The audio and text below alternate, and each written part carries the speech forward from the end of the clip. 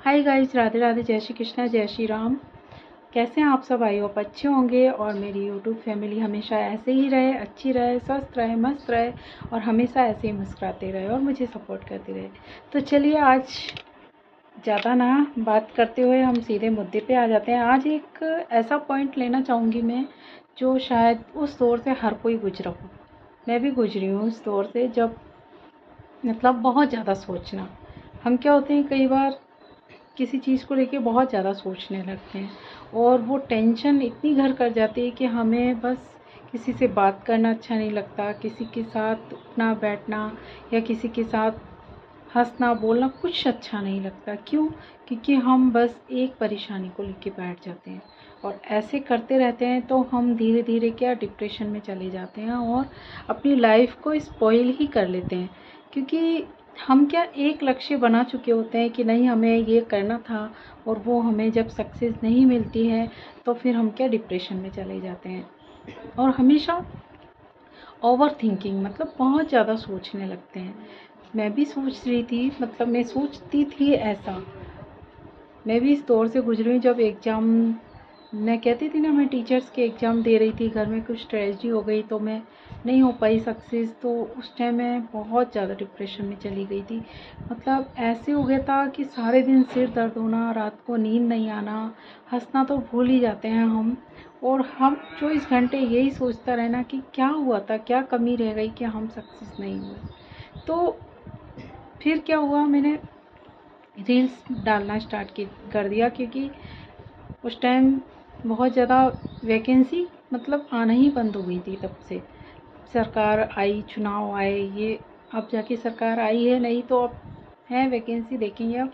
But उस time ये हुआ कि मैंने फिर रील्स बनाना स्टार्ट कर दी। शौक था, मतलब हमें ये करना चाहिए कि जब हम किसी चीज़ में सक्सेस नहीं हो रहे हैं ना, तो हम अपने शौक को देख सकते हैं कि हमें क्या अच्छा लग रहा है। हमें संगीत, कुछ ना कुछ इंसान में ज़रूर होती है क्वालिटी। किसी को डांस करना अच्छा लगता है, किसी को खाना बनाना अच्छा लगता है, किसी को सिंगिंग अच्छी लगती है, या किसी को सिलाई बुनाई कढ़ाई, कुछ भी जो भी है।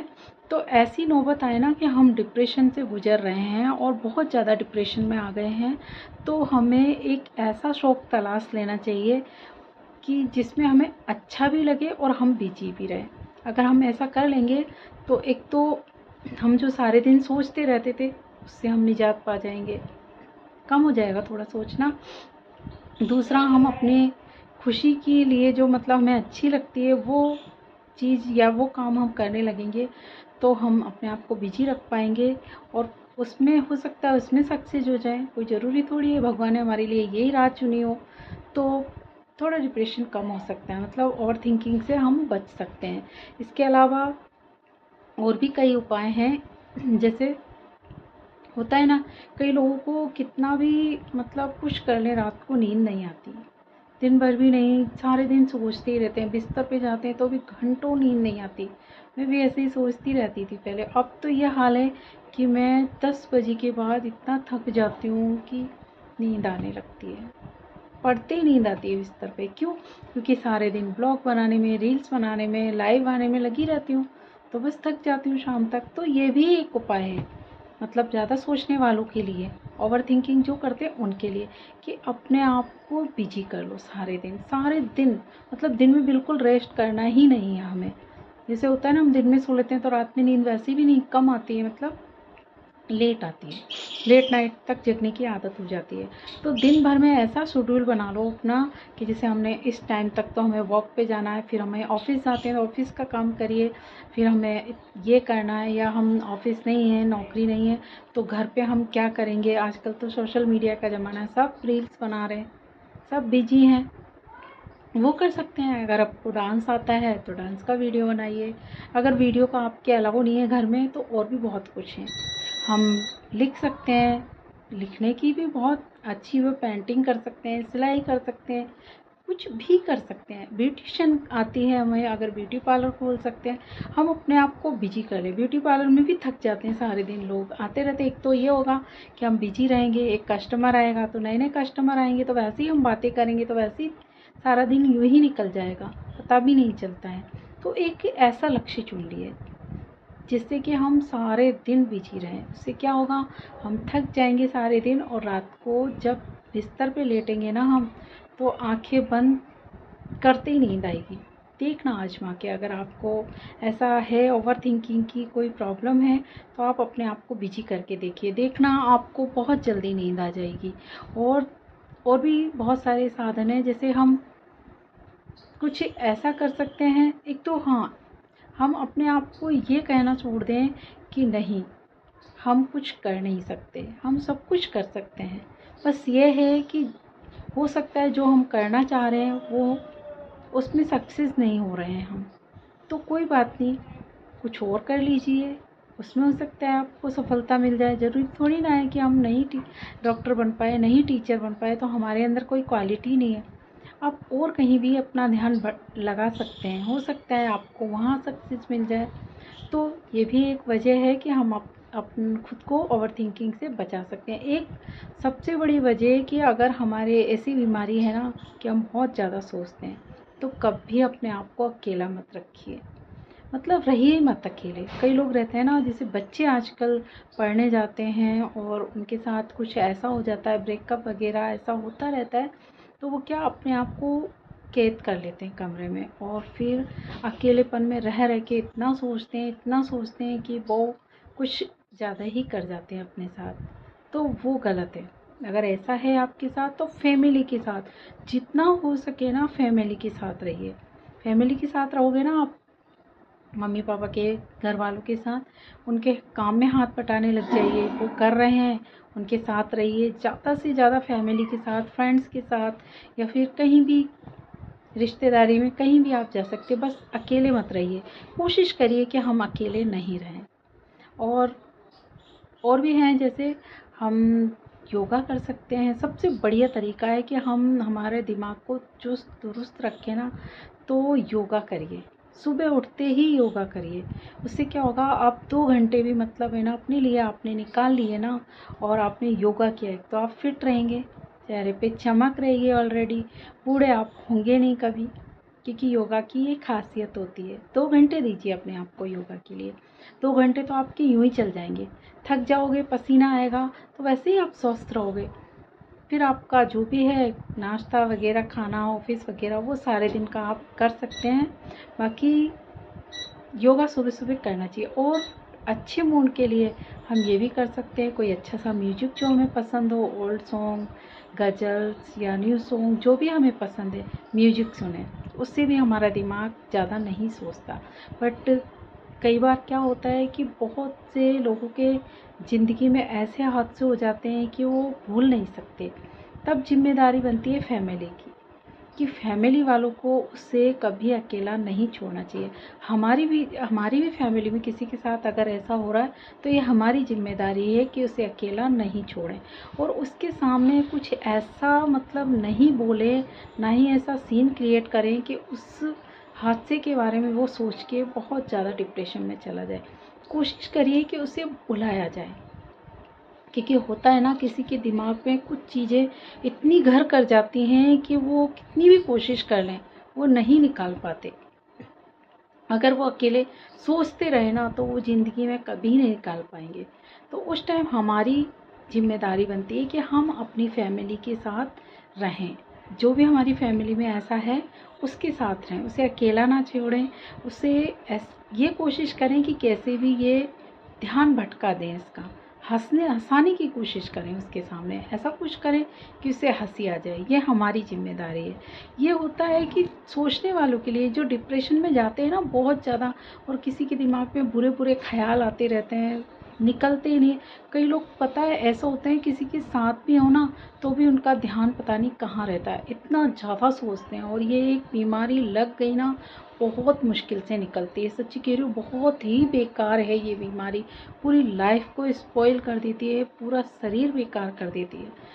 24 घंटे ऐसे एक तो बुझे बुझे रहने लग जाएंगे हम, ऊपर से हमारा चेहरा ऐसा हो जाएगा बिल्कुल मुरझाया, खुशी बिल्कुल भी नहीं रहेगी हमारे फेस पे। और ऊपर से ये हो जाएगा कि पता नहीं क्या हो गया है, ये सोच लेंगे हम कि नहीं, हम लाइफ में कुछ भी नहीं कर सकते, हमारी लाइफ ख़त्म हो गई है, अपने आप को हारा हुआ महसूस कर लेंगे। तो ये नेगेटिविटी भी हमें अपने आप से हटानी पड़ेगी। ये मेरे अंदर भी थी, अब थोड़ी कम हो गई है। अब थोड़ी कोशिश करती हूँ कि मैं बिजी रखती हूँ अपने आप को, तो अब नहीं है, अब थोड़ा सही है। शुरू में मैंने वीडियो भी डाल दिए थे 1-2 ऐसे, अभी भी आ रहे हैं, कमेंट्स आ जाते हैं उन वीडियो पे, चलते तो हैं ही। आपके साथ क्या हो गया? वो इसलिए हो गया था कि भाई मेरी फेसबुक का इशू हो गया था ना, तो डाल दिया था उस चक्कर में मैंने वीडियो। अब वो चल गया आगे, तो फिर मैं उसे हटा भी नहीं रही, कोई भी नहीं।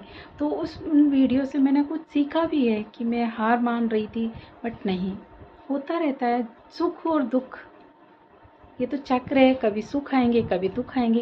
इसका मतलब ये नहीं है कि हम उसको बहुत ज़्यादा सोचें उसके बारे में।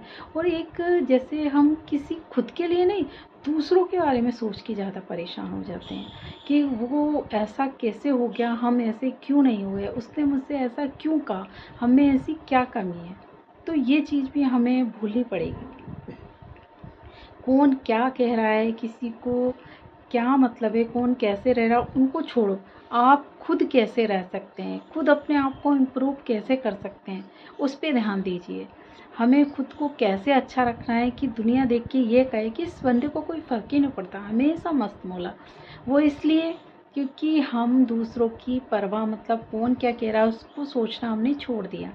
हम खुद बस अपने बारे में सोचते हैं। अपने बारे में सोचिए, अपनी फैमिली के बारे में सोचिए, खुद पे ध्यान दीजिए। बहुत सारे चीज़ें हैं जो हम अपने लिए कर सकते हैं। क्यों फालतू में किसी और के बारे में सोच के अपने दिमाग में टेंशन दें और हमेशा है ना सोच में पड़े रहें।